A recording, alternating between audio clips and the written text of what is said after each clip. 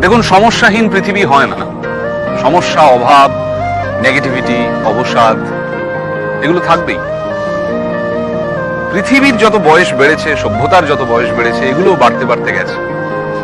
ফলত এগুলো থেকে পালিয়ে লাভ নেই। থাকুক না এগুলো ঘরের বা জীবনের কোণে, চলুক না আমাদের সঙ্গে। হোক না মন খারাপ, তাতে ভয় কি?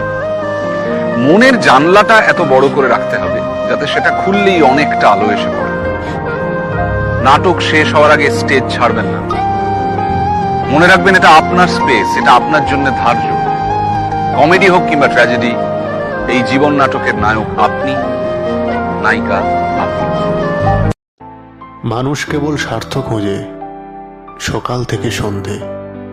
মানুষ কেবল পয়সা বোঝে মনুষ্যত্বের গন্ধে।